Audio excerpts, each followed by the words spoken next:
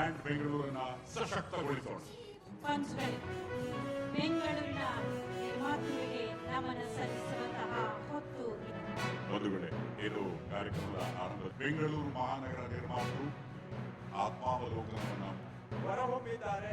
ಇವತ್ತು ದೇಶದಲ್ಲಿ ವಿದೇಶದಲ್ಲಿ ಕೋಟಿ ಲಾಭಾಂಶವನ್ನ ಸಾಧನೆ ಮಾಡಿದ್ದಾರೆ. ಅವರು ಇಂದು ಪ್ರಶಸ್ತಿಯನ್ನ ಸ್ವೀಕಾರ ಮಾಡ್ತಾ ಇದ್ದಾರೆ. ಮೈಸೂರು ಸ್ಯಾಂಡಲ್ ಸೋಪ್ ಸಂಸ್ಥೆ, ಪ್ರಶಾಂತ್ PKM IFS ಹಾಗೆ ಕೆಂಪೇಗೌಡ ಅಂತಾರಾಷ್ಟ್ರೀಯ ವಿಮಾನ ನಿಲ್ದಾಣ ವ್ಯವಸ್ಥಾಪಕ, ಕೆಂಪೇಗೌಡ ಅಭಿವೃದ್ಧಿ ಪ್ರಾಧಿಕಾರ,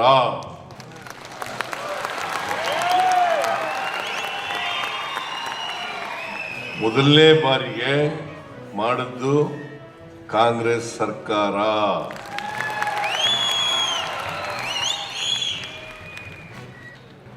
ಇವತ್ತು ಅಂತಾರಾಷ್ಟ್ರೀಯ ಮಟ್ಟದಲ್ಲಿ ಖ್ಯಾತಿಯನ್ನು ಪಡೆದು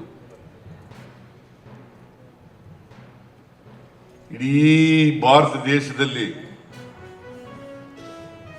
ಇಡೀ ಏಷ್ಯಾ ದೇಶದಲ್ಲಿ ಬಹಳ ವೇಗವಾಗಿ ಬೆಳೀತಾ ಇರ್ತಕ್ಕಂಥ ನಗರ ಯಾವುದಾದ್ರು ಇದ್ರೆ ಅದು ಬೆಂಗಳೂರು ನಗರ ಅಂತಕ್ಕಂಥದ್ದನ್ನು ನಾವು ತಿಳ್ಕೋಬೇಕು.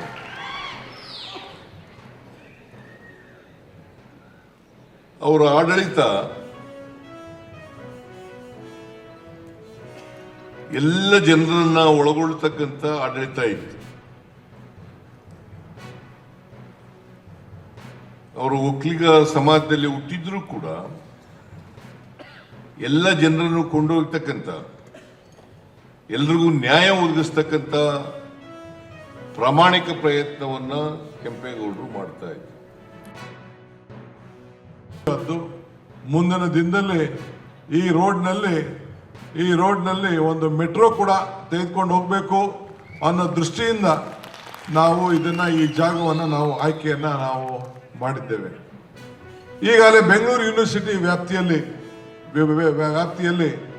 ಸುಮಾರು 100 ಕೋಟಿ ರೂಪಾಯಿ ಅಷ್ಟು ಹಣ ಖರ್ಚು ಮಾಡಿ ಅಲ್ಲಿ ಸಂಶೋಧನಾ ಕೇಂದ್ರ ಕೂಡ ಈಗಾಗಲೇ ಕೆಲಸ ನಡೀತಾ ಇದೆ. ಒಂದು 50 ಕೋಟಿ ರೂಪಾಯಿ ಅಷ್ಟು ಕೂಡ ಖರ್ಚು ಈಗಾಗಲೇ ಆಗಿದೆ.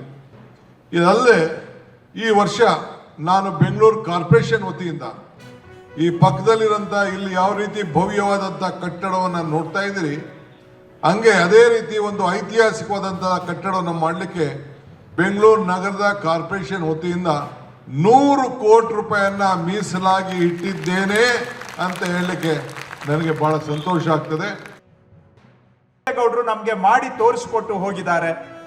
ಅವರು 500 ವರ್ಷದ ಹಿಂದೆ ಅಡಿಪಾಯ ಹಾಕಿದಂತಹ ಬೆಂಗಳೂರು ಅವರ ದೂರದರ್ಶಿತ್ವ, ದಾರ್ಶನಿಕ ದರ್ಶಿತ್ವದಿಂದ ಇಂದು ಅಂತಾರಾಷ್ಟ್ರೀಯ ನಗರವಾಗಿ ಬೆಳೆದು ಇಡೀ ಪ್ರಪಂಚದ ಗಮನವನ್ನ ಸೆಳೆಯತಕ್ಕಂತಹ ನಗರ ಬೆಂಗಳೂರಾಗಿ ಬೆಳೆದಿದೆ. ಅಂದ್ರೆ ಇದರಲ್ಲಿ ಪಾಲು ಅಡಿಪಾಯ ಹಾಕಿದಂತಹ ಕೆಂಪೇಗೌಡರಿಗೂ ಸಲ್ಲಬೇಕು ಅಂತಕ್ಕಂಥದ್ದು ಈ ಸಂದರ್ಭದಲ್ಲಿ ನಾವು ನೆನೆಸಬೇಕು. ದಲಿತರ ಜಮೀನುಗಳನ್ನ ಸುಲಭವಾಗಿ ನಾವು ವಾಪಸ್ ತಗೋಬಿಡ್ಬೋದು. ಎದುರಿಸಿದ್ರೆ ಅವ್ರು ಹೊರಟೋಗ್ಬಿಡ್ತಾರೆ.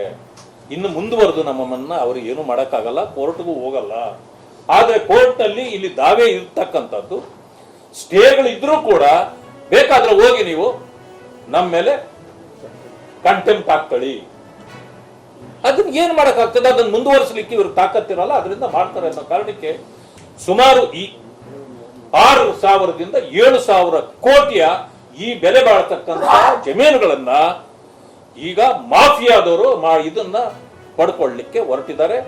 ಈ ಮಾಫಿಯಾಗೆ ಸರ್ಕಾರವು ಸಂಪೂರ್ಣವಾಗಿ ಬೆಂಬಲವಾಗಿ ನಿಂತಿದ್ದು ಇಡೀ ಪೊಲೀಸ್ ಇಲಾಖೆಯನ್ನ ದುರುಪಯೋಗ ಪಡಿಸಿಕೊಂಡು ಅಲ್ಲಿ ಜನರ ಮೇಲೆ ಇವತ್ತು ದರ್ಪ ಮಾಡ್ತಿದ್ದಾರೆ. ಎಲ್ಲರಿಗೂ ಅಧಿಕಾರ ಕೊಟ್ಟಿದೆ, ಎಲ್ಲರಿಗೂ ಭೂಮಿಯ ಹಕ್ಕನ್ನು ಕೊಟ್ಟಿದೆ. ಈಗ ಭೂಮಿಯ ವಾರಸುದಾರರವರಾದ ಮೇಲೆ ಅವರ ಹಕ್ಕನ್ನ ನೀವು ಕಸ್ಕೊಳ್ತಾ ಇದ್ದೀರಿ. ಇದು ದಲಿತರಿಗೆ ಈ ಸರ್ಕಾರ ಮಾಡ್ತಾ ಇರತಕ್ಕಂತ ದ್ರೋಹ. ಇದನ್ನ ನಾನು ಇಷ್ಟಕ್ಕೆ ಬಿಡೋದಿಲ್ಲ. ಇಡೀ ರಾಜ್ಯದಲ್ಲಿ ಹೋರಾಟವನ್ನ ಇದರ ವಿರುದ್ಧವಾಗಿ ನಾನು ಪ್ರಾರಂಭ ಮಾಡ್ತೇನೆ.